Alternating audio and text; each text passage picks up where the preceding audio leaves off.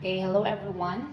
I'm Ellen Obejero. I was assigned to share about the proponents of schema theory. Schema theory is a well-established cognitive theory that has been supported by numerous researchers in the field of psychology and education. So, I have here some notable proponents of schema theory. First is John Piaget. According to him, schemas are mental frameworks that helps us organize and interpret information from the environment. They are like building blocks of knowledge that we use to understand the world. Through the exploration and interaction with the environment, children construct their understanding of the world by actively assimilating and accommodating information. Next proponent is Frederick Bartlett. He conducted experiments to study how individuals encode, store, and retrieve information. His concept of schema theory and memory, which are mental structures or frameworks that help organize and make sense of information. Schemas guide our perception, interpretation, and recall of events and our prior knowledge and cultural background. According to Richard Anderson, learning involves the construction of new higher level schemas that integrate information from lower level schemas. And the last proponent, Alan Collins, learners acquire new knowledge and skills by actively participating in hand-on tasks within a community of practice and engaging in collaborative problem solving. Next is the implications to education. Schema theory has significant implications for education and instructional practices. Here are some key implications of schema theory in the field of education. First is activating prior knowledge. Schemas are built upon prior knowledge. Teachers can enhance learning by activating students' existing schemas related to the topic being taught. This can help students build connections between new information and what they already know, facilitating better understanding and retention. Next is preparing for new learning. Teachers can introduce new concepts by providing an overview or preview that helps students form a mental framework or schema for organizing the upcoming information. This helps also students anticipate and better assimilate new knowledge. Next is providing clear and organized instruction. When presenting information, teachers can make it explicit and organized, highlighting the main ideas, relationships, and connections. For the students to establish clear schemas and mental models for understanding the subject matter. Next is encouraging meaningful learning. Meaningful learning occurs when new information is meaningful and can be integrated with existing schemas.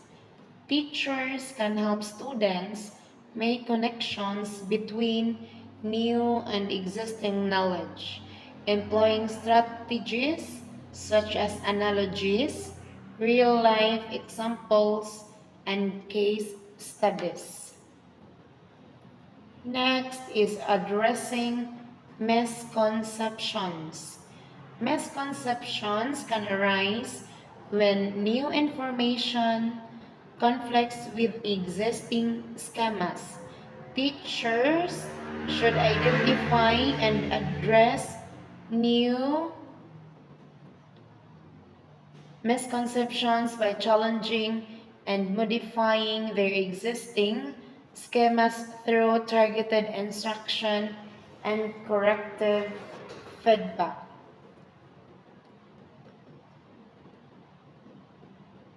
The next one is promoting active engagement.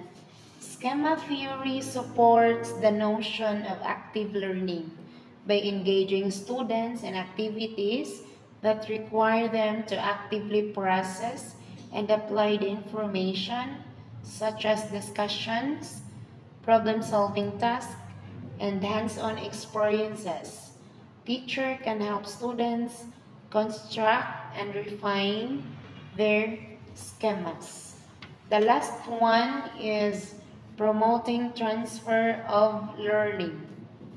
Schema theory emphasizes the importance of transfer, the ability to apply knowledge and skills to new and unfamiliar situations.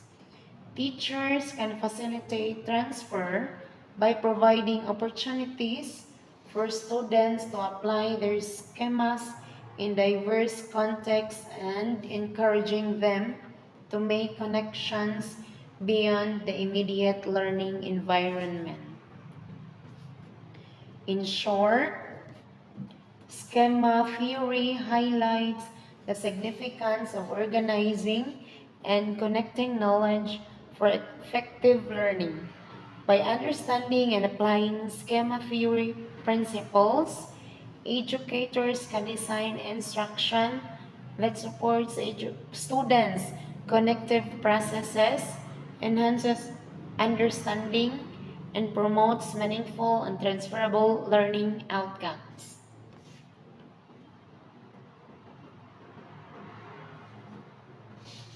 So here are the sample of classroom practices.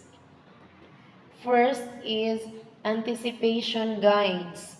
Before introducing a new topic or reading passage, provide students with anticipation guides that include statements related to the upcoming content. Ask students to agree or disagree with these statements based on their existing knowledge and schemas. This activates their prior knowledge and helps them build connections with the new information. Next is real-world examples and applications. Relate the content being taught to real-world examples, context, or applications. This helps students develop meaningful connections between the abstract concepts and their everyday experiences, enhancing comprehension and retention. The next one is schema activation. Activate students' schema by explicitly connecting the new topic to their prior knowledge. Use strategies such as brainstorming, discussion, or multimedia presentation to elicit students' existing schemas and build upon them with new information. Next is graphic organizers. Implement graphic organizers such as concept maps, key WO charts, like what I know, what I want to know, what I learned, or mind maps. These visual tools assist students in organizing their thoughts, connecting new information with existing knowledge, and identifying relationships between concepts. The next one is scaffold instruction.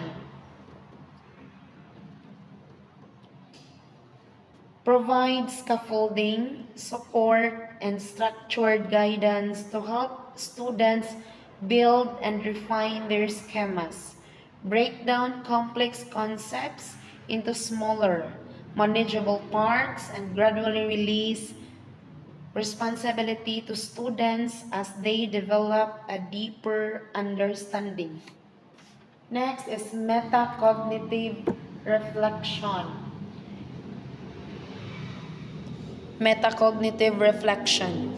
Encourage students to reflect on their own thinking processes and monitor their understanding. Use strategies like think aloud or reflective journals to help students become aware of how they are using their schemas to make sense of new information. The last one is differentiation. Recognize and accommodate the diverse schemas and prior knowledge of students in the classroom.